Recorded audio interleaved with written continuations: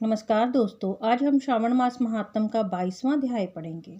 सर्व काम फलप्रद संकट हरण व्रत। वक्रतुंडे महाकाय सूर्यकोटि संप्रभ निर्विघ्नं कुरु मे देव सर्वकार्येषु सर्वदा। भगवान श्री सदाशिव ने कहा, हे सनत कुमार, श्रावण शुक्ल पक्ष चतुर्थी के दिन सर्व काम फलप्रद संकट हरण नाम का व्रत होता है।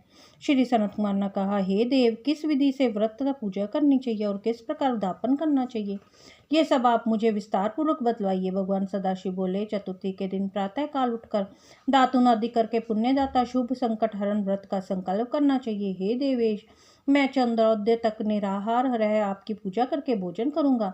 मेरे संकट को आप दूर कीजिए। हे द्विजश्रेष्ठ, इस प्रकार संकल्प करके काले तिलों से स्नान करके तथा सब अहिक कार्य करके गणादीप की पूजा करनी चाहिए। मनुष्य को उचित है कि अपनी शक्ति अनुसार 3 मास से 1.5 मास या इससे भी कम सोने की प्रतिमा बनवाएं। सोने के अभाव में चांदी तथा तांबे की मूर्ति बनवाई जा सकती है, लेकिन यदि साधक बहुत ही गरीब हो तो मृत्तिका की प्रतिमा बना सकता है। किंतु जिस मनुष्य के पास प्राप्त धन हो तो उसे इस पवित्र धर्म कार्य के लिए व्यय करने में जो कंजूसी नहीं करनी चाहिए। पहले रमणीय अष्टदल कमल के ऊपर वस्त्र सहित घट स्थापित करना चाहिए। जल भरकर उस पर पूर्ण पात्र पर प्रतिमा रखकर 16 उपचार द्वारा वैदिक तथा तांत्रिक मंत्रों से पूजा करनी चाहिए। हे वत्स, तिल युक्त शुद्ध पवित्र धृत से 10 लड्डू बनाने चाहिए। उनमें से 5 गणादीप के लिए रखने चाहिए। भक्ति द्वारा देवता की भांति उस ब्राह्मण की पूजा करनी चाहिए। फिर यथाशक्ति दक्षिणा देकर प्रार्थना करनी चाहिए। हे विप्रश्रेष्ठ, हे देव, आपको नमस्कार है। आपके निमित्त इन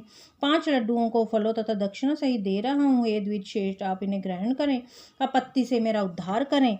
जो कुछ मैंने अधिक अथवा कम किया है वह विरूप गणेश्वर वह सब परिपूर्ण हो। सुस्वादु अन्नों द्वारा ब्राह्मणों को भोजन करवाना चाहिए। चंद्रमा को अर्घ देना चाहिए। अब तुम मुझसे इस अर्ध मंत्र को सुनो। क्षीर सागर संभूत सुधारूप निशा कर तथा गणेश प्रतिवर्धन, आप मेरे अर्ध्यों को स्वीकार करें। इस प्रकार विधि पूर्वक व्रत किया जाए तो गणपति प्रसन्न हो जाते हैं और अभिलषित पदार्थ प्रदान करते हैं। इन पदार्थों को मनुष्य को स्वीकार कर लेना चाहिए। इस व्रत के करने से विद्यार्थी विद्या व धनार्थी धन पुत्रार्थी पुत्र को प्राप्त कर लेता है। मोक्षार्थी गति कार्यार्थी कार्य सिद्ध कर लेता है। रोगी रोग से छुटकारा पा लेता है। आपत्तियों में गिरे हुए व्याकुल मन लाले, चिंता से ग्रस्त, अपने सगे संबंधियों से वियोग से दुखी जनों के सभी संकट हरने वाले, इष्ट फल देने वाला, पुत्र पौत्र आदि तथा संपूर्ण संपत्तियां देने वाला ये उत्तम व्रत है। अब मैं तुम्हें पूजा तथा जप के मंत्र बतलाता हूँ। पहले ओंकार शब्द, फिर नमः, फिर हे रंभ के अनंतर लंबोदर शब्द, तत्पश्चात संकट निवारण शब्द को चतुर्थार्थ बनाकर अंत में स्वाहा शब्द कहना चाहिए। वैसे ये 21 अक्षरों का मंत्र है। मनुष्य को चाहिए कि 10 दिशाओं की पूजा करे। हे वत्स, मैं तुमको लड्डू बनाने के ही एक विधि भी बतलाता हूँ। शुद्ध घृत में परिपूर्ण तिल सहित मूंग के लड्डू कतरी हुई गिरी डालकर बनाने चाहिए। लड्डू श्री गणेश जी को समर्पित करने चाहिए। अलग अलग नाम पदों द्वारा गणनाथ की पूजा करनी चाहिए। हे मुनिस्तम, तुम मुझसे उन आमों को सुनो। गणादीप, आपको नमस्कार है। उमापुत्र, अगनाशन, एक दंत, दंत वक्त्र, मुष्क वाहन, विनायक, ईशपुत्र, सर्व सिद्धि प्रदायक, विघ्नराट, स्कंद गुरु, सर्व संकट नाशन, लंबोदर गणाध्यक्ष, गौर्य मंगल संभव, धूमकेतु, भालचंद्रा, असुर मर्दन, विधान निधान, विकट और सूर्पकर्ण, आपको नमस्कार है। इन 21 नामों द्वारा गणेश की पूजा करनी चाहिए। भक्ति द्वारा विनम्र हो प्रसन्न मन से देव की प्रार्थना करनी चाहिए। हे विघ्न राट, उमापुत्र, अगरनाशन, आपको नमस्कार है। मैंने आज अपनी शक्ति के अनुसार जिस कार्य के लिए आपकी पूजा की है उस पर आप मुझ पर प्रसन्न हो मेरे मन की सभी इच्छाएं को पूरा करें। प्रभु, आपकी दया से ही मैं सब कामों को कर पाया हूँ। मेरे शत्रुओं की बुद्धि को नाश तथा मित्रों को अभिद्य करें। हे इस प्रकार प्रार्थना करके अष्टोत्तरष्ट होम करना चाहिए। व्रत की समाप्ति के लिए लड्डुओं का वायन देना चाहिए। फलों से युक्त 7 लड्डू रखकर कहना चाहिए, गणेश की प्रसन्नता के लिए ये मैं ब्राह्मण को दे रहा हूँ। फिर उत्तम कथा सुनकर बड़ी अच्छी तरह से अर्घ दिए। हे सत में आगे दिए मंत्र में से 5 बार चंद्रमा को अर्घ देना चाहिए। शिरो दान वंशभूत अग्नि गोत्र संभूतभूत शशीन रोहिणी सहित मेरे दिए हुए इस अर्घ को स्वीकार करे। फिर क्षमा प्रार्थना करनी चाहिए। ब्राह्मणों को यथाशक्ति भोजन करवाना चाहिए। जो देव तथा ब्राह्मण को भोजन करवाने के बाद बाकी रह गया हो उसे स्वयं भोजन करना चाहिए। ऐसा ना कर सके तो भोजन यथायुक्त मुख करना चाहिए। इस प्रकार 3 या 4 मास तक विधि द्वारा व्रत करना चाहिए। 5वें मास में साधक को भली भांति उद्यापन करना चाहिए। साधक को पहले व्रत कुंड की शक्ति अनुसार प्रतिमा बनानी चाहिए। भक्त को चाहिए पहले विधि से पूजा करके सुगंधित चंदन तथा नाना प्रकार के फूलों द्वारा पूजा करनी चाहिए। समाहित होकर नारिकेल फल से ही अर्घ देना चाहिए तथा ब्राह्मण को फल संयुक्त वाहन दान करना चाहिए। सूप और पायस दक्षिणा सहित गणेश की सोने की मूर्ति लाल कपड़े में वेष्टित कर ब्राह्मण को देनी चाहिए।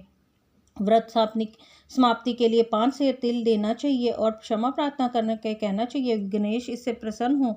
इस प्रकार उद्यापन करके मात्र से ही अश्वमेघ के फल की प्राप्ति होती है, सारी इच्छाएं पूर्ण हो जाती है। सनत पर मेरे कहने के से पूर्व पार्वती ने इस व्रत को 4 मास तक संकल्प की प्राप्ति के लिए किया था। 5वें मास में उन्होंने कार्तिकेय को पुत्र स्वरूप को में देखा था। महर्षि अगस्त्य ने समुद्र पान के समय इस व्रत को किया था। 3 मास के बाद उनको विघ्नेश के प्रसाद से सिद्धि प्राप्त हो गई थी। हे महामुने, इस व्रत को दमयंती ने 6 मास तक किया था, तभी उसको महाराज नल के दर्शन हो गए थे। अनिरुद्ध को खोजती हुई चित्रलेखा ने इसे किया। वह कहाँ गए, उन्हें कौन ले गया? वानासुर के यहाँ जाने पर प्रद्युम्न व्याकुल हो गए। तब उनसे रुक्मणी ने बड़े प्यार से कहा, पुत्र, मैं तुम जिस व्रत को कहने जा रही हूँ उसे तुम ध्यानपूर्वक सुनो। पूर्व समय में मैं तेरे जन्म काल के समय मेरी सोरी घर से तुझको एक राक्षस चुरा कर ले गया था। बस मेरा हृदय तेरे वियोग में छलनी हो गया। मैं बिलखती थी कि मैं अपने सुंदर पुत्र का मुख कब देखूंगी। उस समय जब दूसरी स्त्रियों के पुत्रों को देखती तो मेरा कलेजा फटता था। मैं उन स्त्रियों के पुत्रों को देखकर कहती, कहीं ये मेरा पुत्र तो ही ना हो। इस प्रकार तेरे वियोग को दुख झेलते हुए कई वर्ष बीत गए। भगवत कृपा से हमारे यहाँ लोमश ऋषि आ गए। उन्होंने मेरी दशा देखकर मुझे संकट चतुर्थी का व्रत करके उपदेश दिया। उनके उपदेशानुसार मैंने ये व्रत 4 बार किया। बस उसके प्रभाव से तुमने वापस लौटकर शंबरासुर का वध किया। यदि तुम भी इस व्रत को विधिवत करोगे तो तुम्हारे पुत्र को का भी पता चल जाएगा और वह घर वापस लौट आएगा। हे तात, माता के आदेशानुसार प्रद्युम्न ने भी गणनाथ से प्रसन्नार्थ इस व्रत को किया।